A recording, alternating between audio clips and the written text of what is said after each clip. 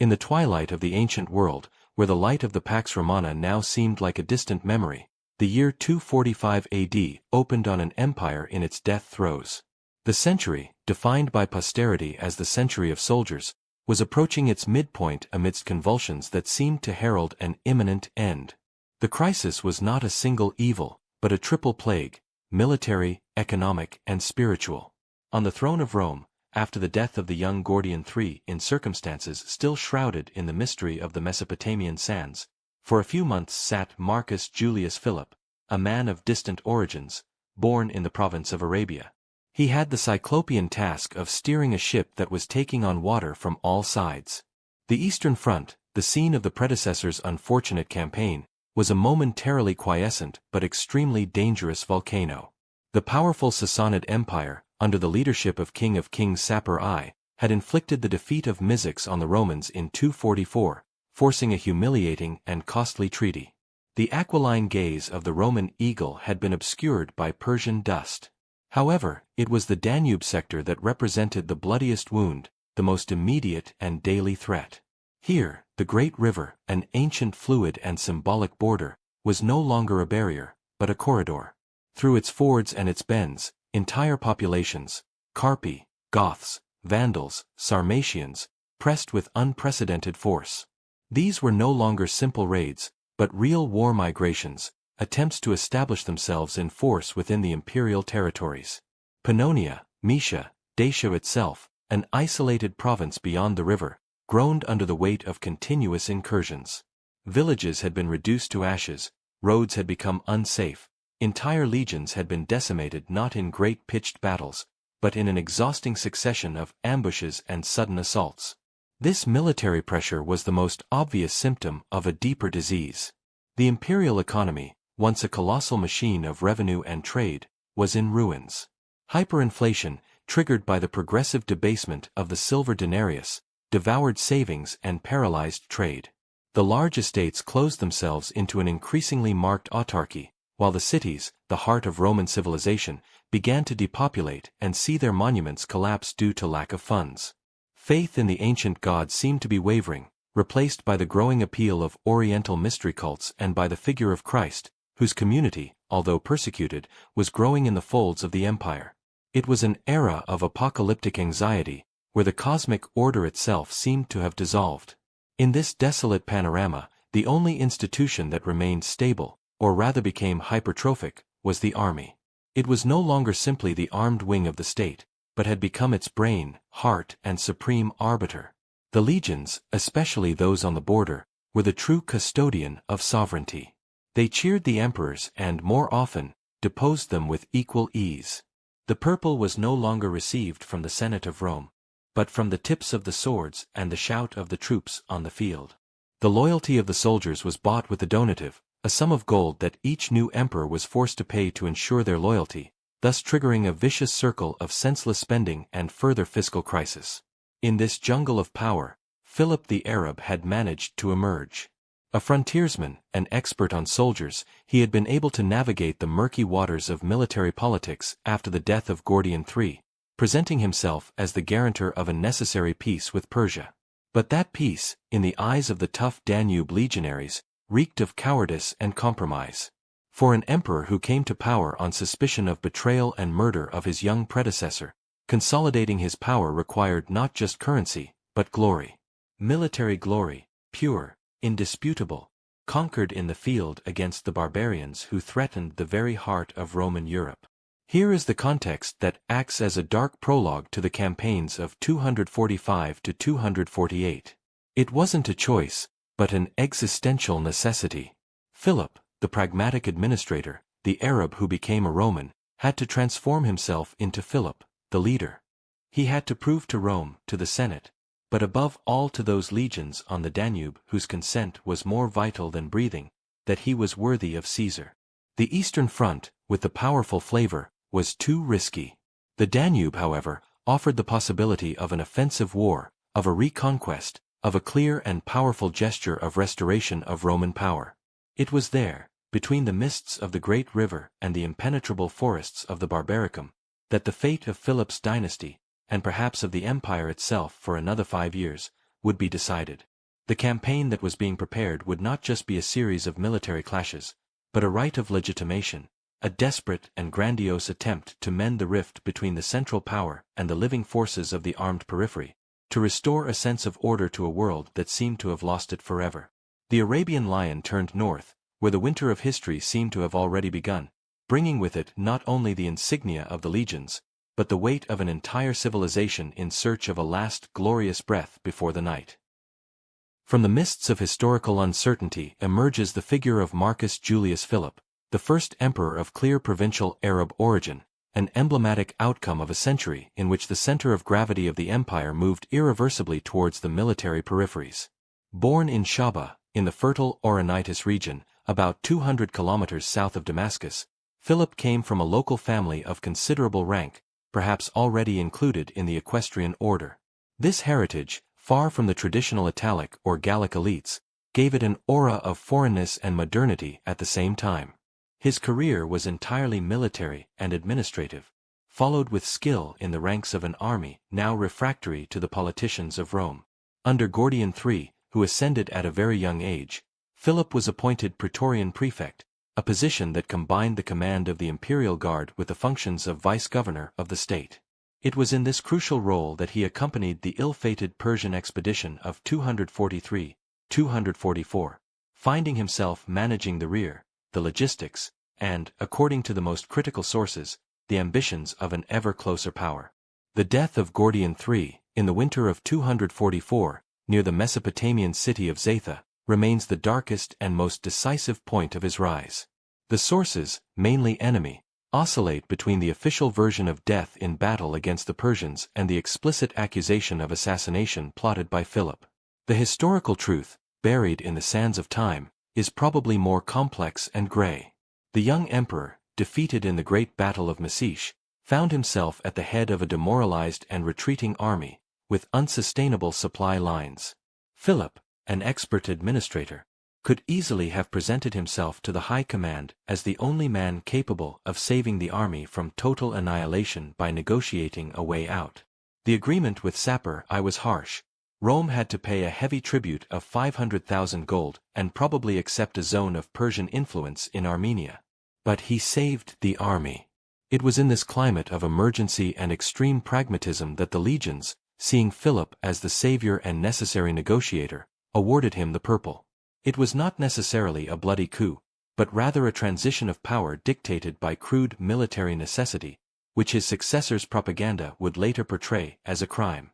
Philip returned to Rome in the summer of 244, quickly consolidating his position. He ensured the loyalty of the Senate with gestures of formal respect, immediately appointed his young son, Marcus Julius Severus Philippus, Caesar, and celebrated with pomp the 1000th anniversary of the founding of Rome in April 248, the Ludi Seculars, in an attempt to connect his dynasty to the city's most remote and glorious tradition. However, the consensus of the frontier armies, especially those of the Danube who had not participated in the Persian campaign, remained fragile and suspicious. For them, Philip was the man of a costly peace with the East, an emperor whose military glory was tainted by suspicion and money paid to the enemy. In the universal language of the legions, only the blood shed personally against a recognized enemy could erase that original sin. The choice of the theater of action was therefore obligatory and strategic. The Eastern Front, after the treaty, required a truce. Gaul, although turbulent, was under relative control. The Danube, however, was a working hell. The Carpian tribes, established north of Dacia, together with increasingly bold Gothic groups, had breached the limes in several places, making entire provinces unsafe. For Philip, that border represented the perfect training ground for his legitimation. A victorious campaign would demonstrate his prowess as a general, regroup the empire's most restless and numerically decisive army, and restore security to regions vital for supplies and military recruitment. It was not a simple police operation, but a war necessary to assert the very principle of his authority. In 245, Philip left Rome and marched north, taking with him the core of the Praetorian Guard and vexallations of other legions. His goal was not an immediate decisive battle, but a systematic campaign of reconquest, punishment and reaffirmation of the Roman presence. The Arabian lion, forced to compromise in the dust of Asia, now went to claim his title in the humid forests of Europe, knowing that the throne of Augustus might be gained in the east, but might be lost forever on the banks of a frozen river. His march towards the Danube was not just a movement of troops, it was the journey of an emperor towards his own final judgment, a judgment that would be issued not by senators in togas, but by veterans with their faces marked by the wind of the frontier and the blades of the Carpi. The army that Philip led or reorganized on the Danube at dawn in 245 was a complex and changed organism, a faithful mirror of the transformations and needs of the century. No longer the monolithic war machine of the first conquests, but a composite, elastic force, adapted to the exhausting defense of endless frontiers. The core remained the Danubian legions, units hardened by decades of intermittent conflict, legions such as the 13 Gemina in Apulum, the I Adiatrix in Brigesio, the 2 Adiatrix in Aquincum, or the 4 Flavia Felix in Singidunum. However, these legions, often below theoretical strength, increasingly rarely operated as entire corps. The practice of detaching vexellations, temporary contingents of 500 or 1,000 men from multiple legions, to form rapid reaction mobile armies, was now the norm. Alongside them, the burden of daily defense fell on the Limitanii, frontier soldiers often recruited locally, stationed in the forts along the limes, knowledgeable of the territory and the enemy, but with variable training and armament. The mobility of Philip's field army was guaranteed by an increasingly crucial cavalry, aili of light horsemen but above all heavy units of cataphractarii or clibanarii, of Sarmatian or Oriental influence, real human and animal tanks, capable of breaking barbarian formations with the impact power of a long spear and a horse and rider entirely covered in metal scales. In support, the usual and indispensable ranks of auxiliaries: Syrian archers, Balearic slingers, Thracian light infantry, each with an indispensable tactical specialization. The armament of the legionary infantry had undergone pragmatic evolutions. The iconic larica segmentata had not disappeared, but shared space with chain mail that was easier to produce and repair. The imperial Gallic or Italic style helmet, with its broad protection for the neck and cheek pieces, was the standard. The main weapon remained the pilum, the heavy javelin designed to bend after impact, and the gladius, the short sword for close combat. The curved rectangular shield, the scutum, remained an irreplaceable bulwark. For the cavalry and the Limitanii, the armament could be more varied, influenced by contacts with the enemy, with simple helmets and long swords, the spathi, already in common use. In front of this Roman war machine stood an opponent who was not a regular army, but a wave made up of different tribes, mainly the Carpi, a Dacian population that was never completely tamed, and Gothic groups in the expansion phase. Their strength lay not in uniformity or discipline, but in individual ferocity, profound knowledge of the terrain, and extraordinary mobility. The Carpian or Gothic warrior fought mainly on foot, as heavy infantry. He was often protected only by a light but sturdy wooden shield, and sometimes by boiled leather armor, or, for leaders, captured in previous clashes with the Romans. The helmet was a rare luxury. The offensive weapons were the thrusting spear, a long and straight sword or a Dacian falx, a curved weapon lethal against shields and helmets, and a forest of war axes and heavy knives. Their favorite tactic was the ambush in the forest or the rapid assault from impervious terrain, trying to shatter the Roman formations with the force of the initial impact and then engaging in a chaotic and individual melee. Their cavalry, light and fast, was used for reconnaissance, encirclement, and pursuit. They totally lacked siege engines and organized logistics, often living off the territory or loot, which made their raids ferocious but temporally limited. Philip's preparation for the campaign was meticulous and thoughtful, typical of an administrator rather than an impulsive general. His first move was not a blind offensive, but a work of consolidation and intelligence. He strengthened the existing garrisons along the river, supplied the main fortresses and restored the signal towers. He wanted to ensure a secure base of operations before pushing into the Barbaricum. He probably used explorers, merchants, and tribal allies to understand enemy movements and alliances, perhaps trying to divide them with promises or threats. His strategy seems to have been twofold. First, to re-establish an active and credible defense on the river, to protect the provinces, and only subsequently, with a collected mobile force, to move on to the punitive offensive beyond the Danube, in the territories of the Carpi. He was preparing not for a single glorious battle, but for a campaign of attrition and display of strength, a march of discipline against chaos, of organized iron against wood and fury. The army that gathered under his banner was the latest, perfected expression of Roman military science, while the shadows that stirred in the forests beyond the river represented the brute and indomitable strength of the people on the move. The clash that loomed was not only between two ways of fighting, but between two conceptions of the world, two orders colliding on the muddy banks of a border that no longer divided two empires, but two eras of history. The chronology of Philip's first campaign, from 245 to 246, is a mosaic whose pieces must be recomposed from scant references in the sources and from the military logistics of the time.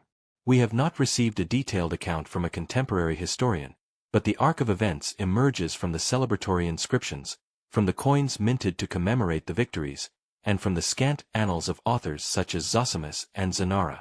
The campaign developed as a methodical offensive in two main theaters, Moesia Inferior, to the east, and Dacia, the isolated Roman enclave north of the Danube, where the Carpian pressure was most intense.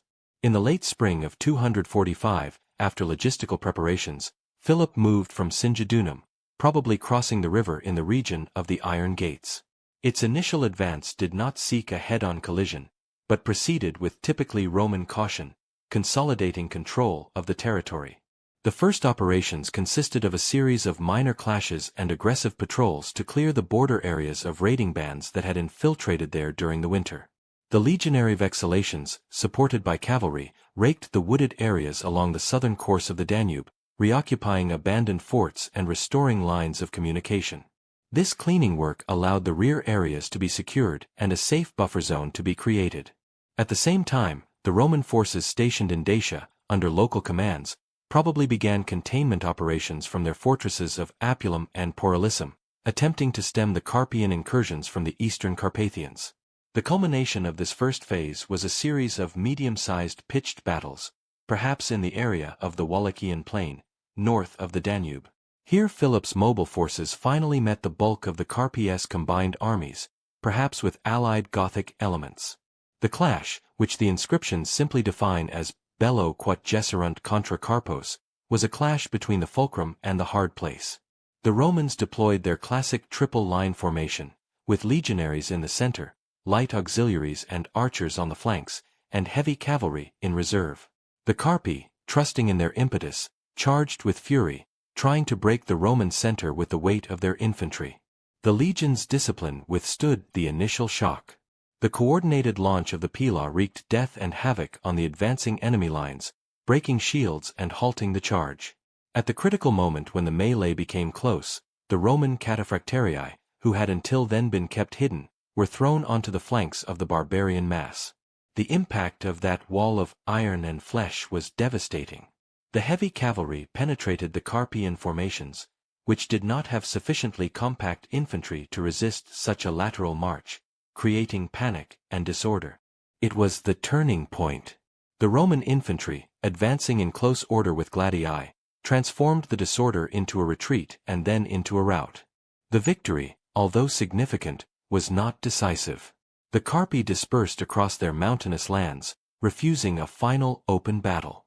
Philip, aware of the risks of a chase in unknown and wooded territory, did not attempt total annihilation.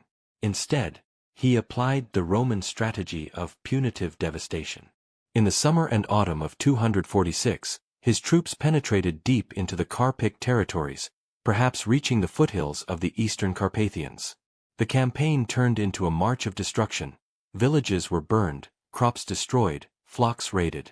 The aim was not permanent conquest, but to inflict such economic and demographic suffering as to deter future incursions for years. Any organized resistance was crushed in small, asymmetric clashes, where the Roman tactical superiority in the open field always proved decisive. The campaign ended with a symbolic act of strength, the formal re-establishment of the Dacian limes. Philip perhaps ordered the reconstruction or strengthening of the vallum and fortifications north of the Danube, a clear signal that Rome, under his command, not only repelled the attack, but reaffirmed its sovereignty over the entire provincial space. At the end of 246, the emperor could consider the Danube front pacified, at least temporarily. The coins minted in those years bear the words Victoria Carpica and Germanica, and Philip's official title was enriched with the triumphal Carpicus Maximus. It was the military legitimacy he sought.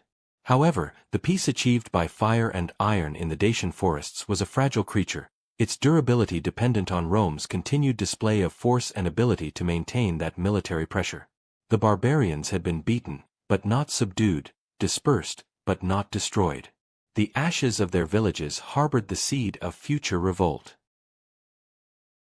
The tactical analysis of the campaign of 245-246 reveals not the epical clash of two titans, but the implacable effectiveness of the Roman war machine, now specialized in counterinsurgency and frontier warfare, against a numerous but tactically limited opponent. Philip's victory was the result of superior operational doctrine, unmatched logistics and skillful exploitation of the enemy's structural weaknesses. His approach was systematic and gradual, eschewing the risk of decisive battle until conditions were meticulously prepared. The first phase, of border consolidation and roundup, was essential. It allowed the Danube to be transformed from a permeable line into a solid base of operations, protecting the supply lines that were the real nerve of the campaign. While the Carpi depended on local loot and resources, the Roman army could rely on a supply chain that brought grain, equipment and reinforcements from Moesia and the provinces behind it. This ability to sustain a prolonged presence in hostile territory was in itself a strategic weapon, forcing the enemy to wear itself out in frontal attacks or scatter. Roman tactics in battle were a classic execution of the principle of the fulcrum et malleus, the anvil and the hammer.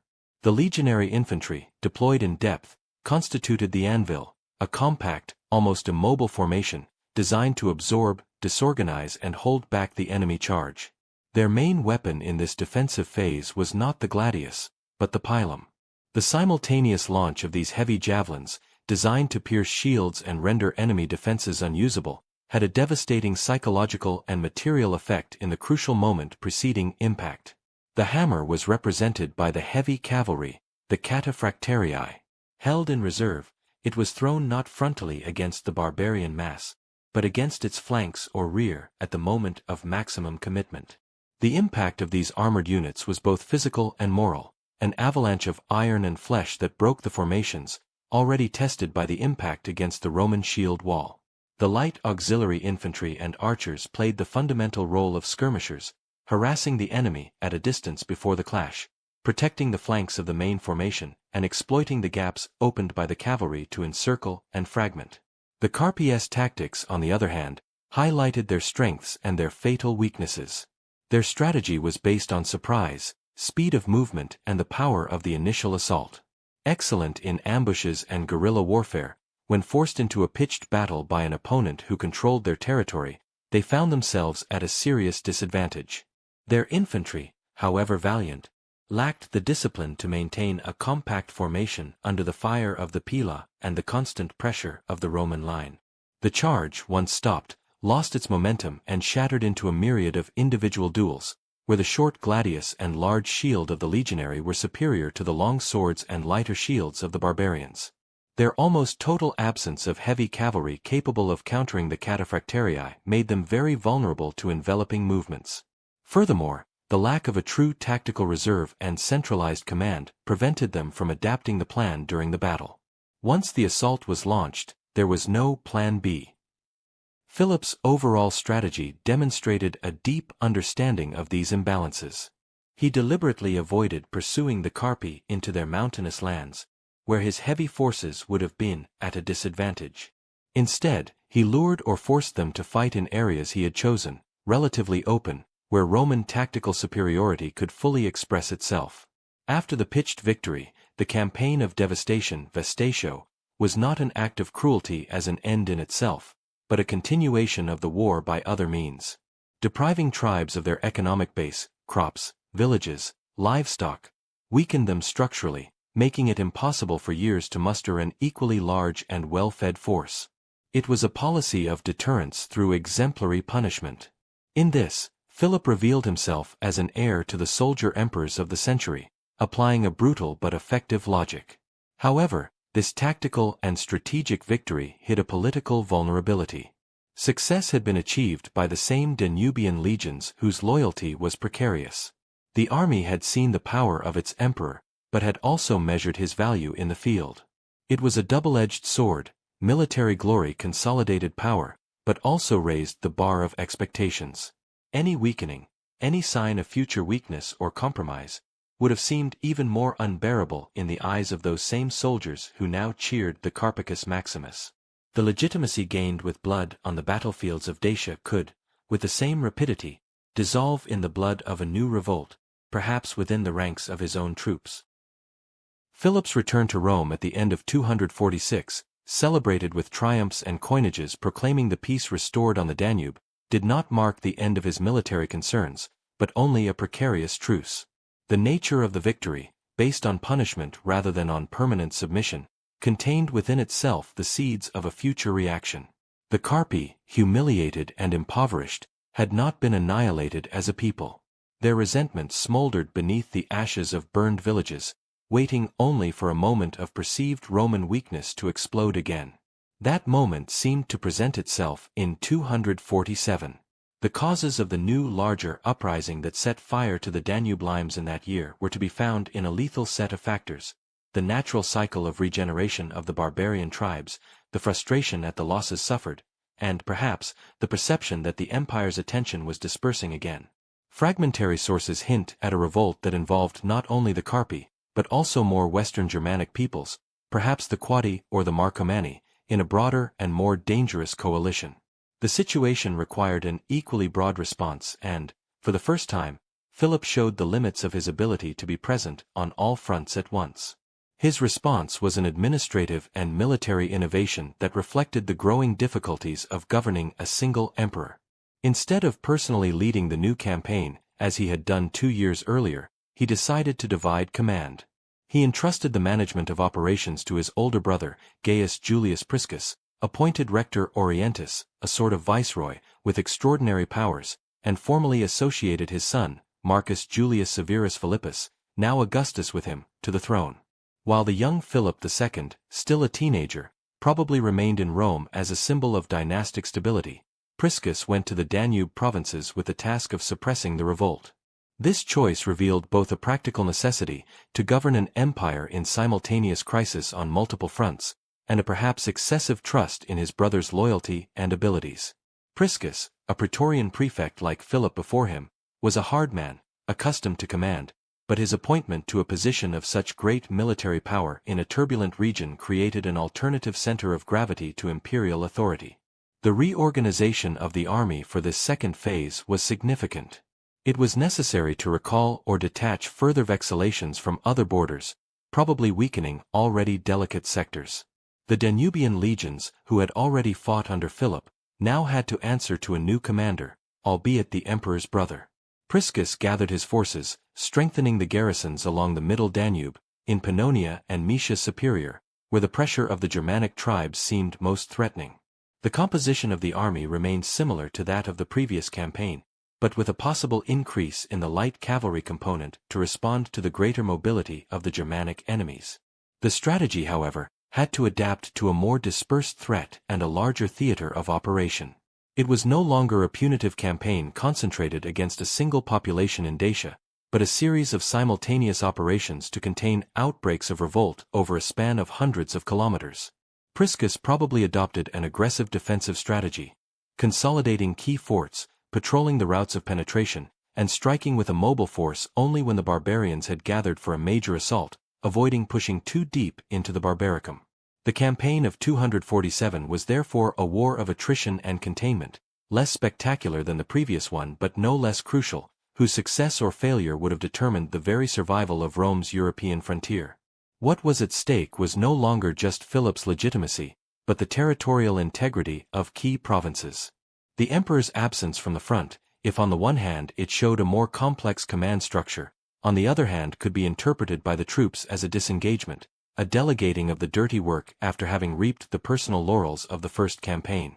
It was a risky calculation, testing the resilience of the command system he created and the loyalty of an army that revered the physical presence of its leader. The fog that rose from the Danube that year brought with it not only the cold of winter, but the suspicion of a crisis of authority. The battle that put an end to the revolt of 247 to 248, and which constituted the military apogee of the reign of Philip the Arab, is shrouded in even thicker darkness than the previous ones. The sources remain silent on the precise name of the place, but the weight of the logistics, the triumphal inscriptions and the topographical clues converge in placing the decisive clash in an area of northern Italy, perhaps near Verona, or more probably once again in the Danubian regions of Pannonia or Moesia Superior, where the Germanic danger was more acute.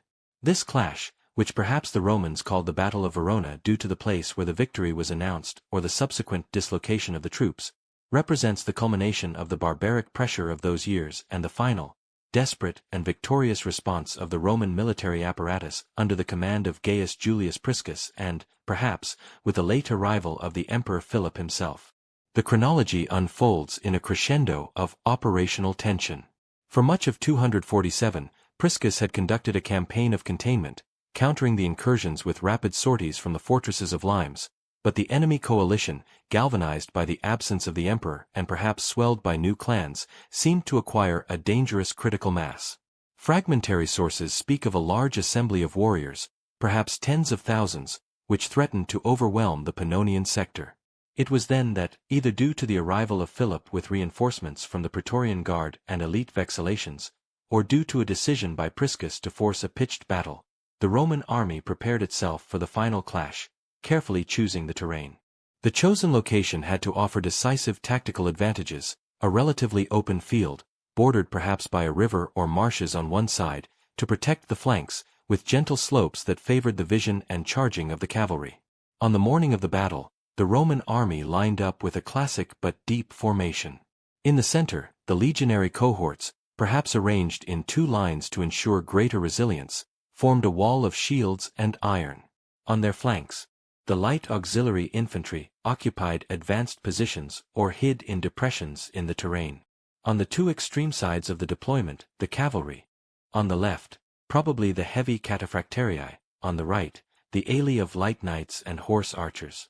In reserve, behind the center, were probably the chosen praetorians and vexallations, the last resort for a decisive counterattack or to stem a crisis. On the other side, the barbarian mass massed into a less structured horde, with the strongest clans and leaders at the front, the heavy infantry in the center and the light cavalry, numerically superior but qualitatively inferior, on the sides. Their line was wide, perhaps attempting to envelop the Romans, but shallow, focusing everything on the initial impetus. The battle developed in three distinct and furious phases. The first phase was an exchange of bullets and an attempted encirclement. The Roman slingers and archers, protected by the light infantry, targeted the approaching enemy lines, while the barbarian cavalry launched an attack on the Roman flanks, attempting to disorganize them before the main clash.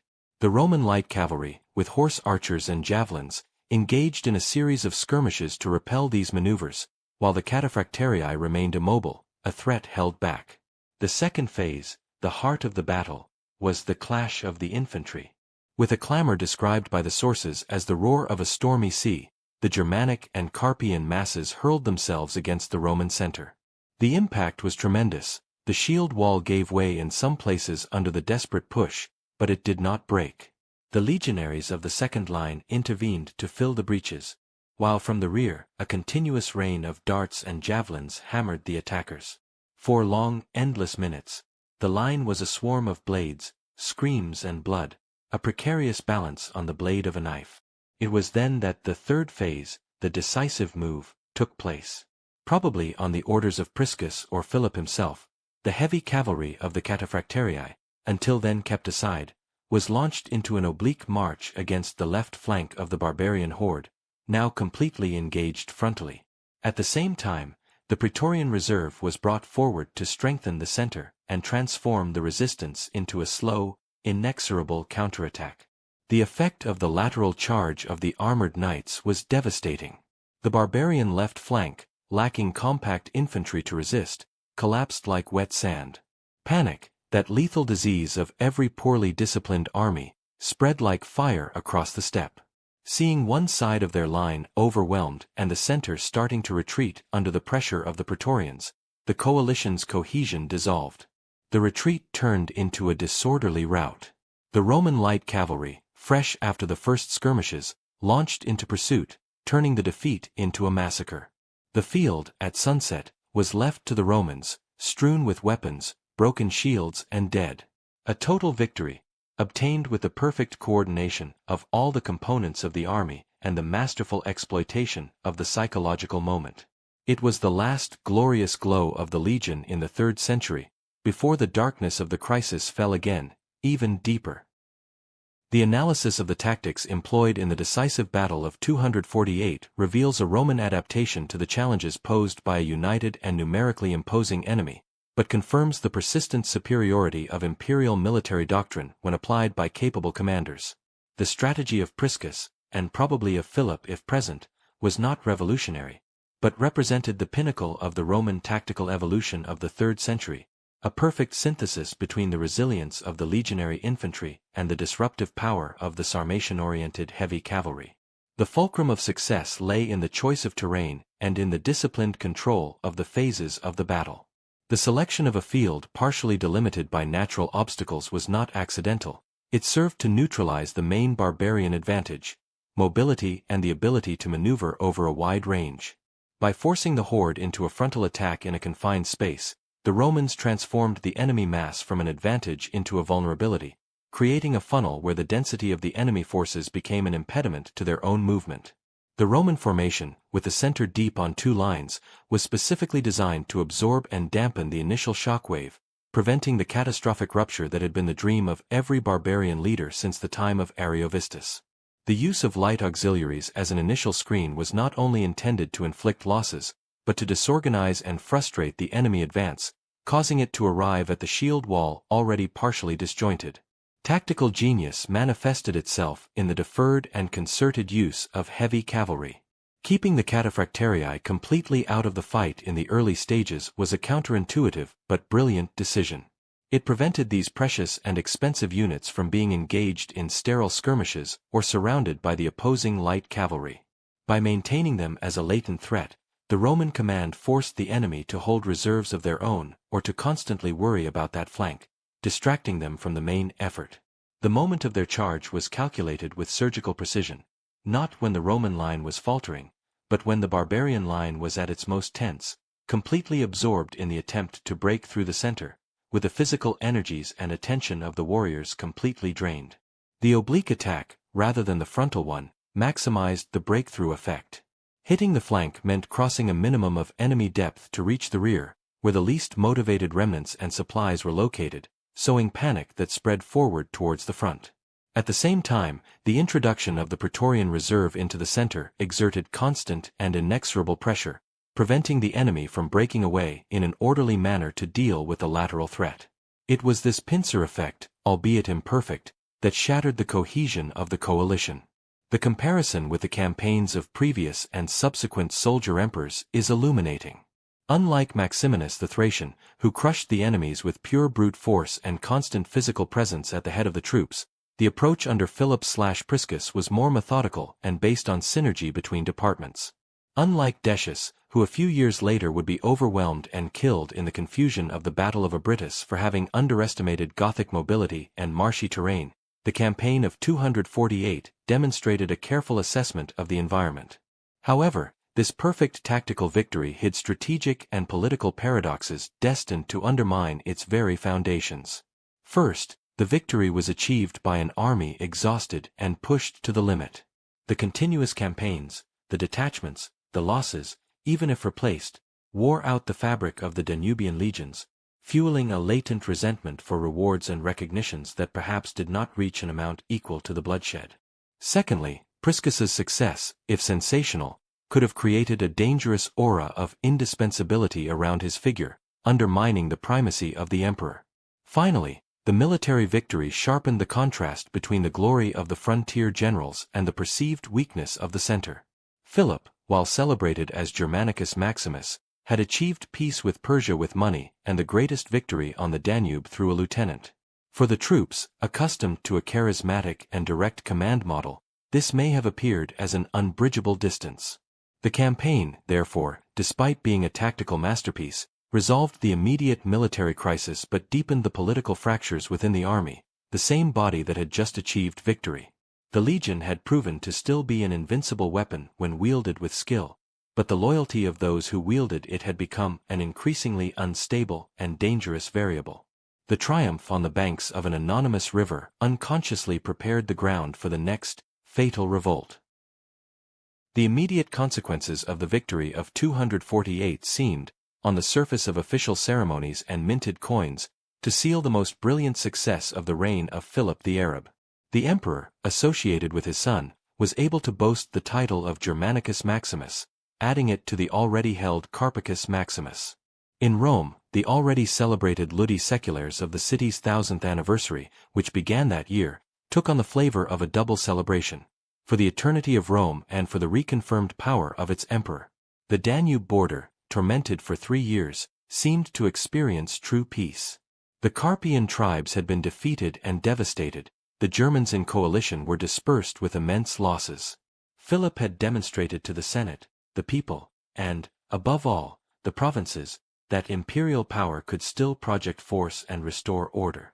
It was the apex moment of the Arab dynasty, the moment in which Philip could believe he had consolidated his power and ensured a future for his young son Augustus. Yet beneath this veneer of triumph, the political and military foundations of the state were corroded and trembling. The victory had generated perverse and disruptive consequences. First, the Danube army, the material architect of the success, was exhausted, angrily aware of its decisive power and profoundly dissatisfied. The veterans had fought incessantly since 245, suffering losses to reconquer provinces they already considered their domain. Philip's donation and awards, however generous, were probably perceived as inadequate to the price paid in blood, especially when compared to the immense sum said to be necessary for the 1000-year celebrations of Rome, a distant city that many of them had never seen. Furthermore, the presence and command of Gaius Julius Priscus had created an alternative court, an autonomous center of military power in the eastern provinces where he was rector, whose legions could have a more personal loyalty to the local commander than to the distant emperor. Discontent found its fuse in the financial question and in military honor. The peace with Persia, negotiated by Philip in 244, still weighed on the imperial prestige like a mark of infamy in the eyes of the soldiers. It was seen as a tribute, a sign of weakness paid to the eastern enemy with the gold that, in the minds of the legionaries, would have belonged to them. When, in 249, Philip, perhaps to replenish a treasury drained by wars and games, sent the senator Decius to the Mesic and Pannonian provinces with the task of restoring discipline and perhaps controlling the power of Priscus, he made a fatal calculation. Decius, a military man of rank and experience, found himself at the head of exasperated troops, ready for revolt. The choice of the legions was rapid and brutal. They acclaimed Decius himself as emperor, not because of the latter's initial personal ambition, the sources portray him as reluctant, but because in him they saw one of their own, a Danubian commander who had not dealt with the Persians and who could guarantee a government more attentive to their needs. It was the implacable logic of the 3rd century that was fulfilled. The frontier army, after having defended the empire, decided its sovereign. Philip's end was swift and inglorious, the total reverse of his glory just a year earlier. Hastily gathering those troops who remained faithful to him, he marched to meet the usurper. The clash occurred in the autumn of 249, near Verona. It was not an epic battle between large armies, but a clash between the residual strength of the central power and the overwhelming wave of military revolt on the frontiers. Philip, perhaps abandoned by some of his men, was defeated and killed in battle or immediately afterwards. His son, the young Philip II, was killed in Rome by the Praetorians as soon as news of the defeat arrived.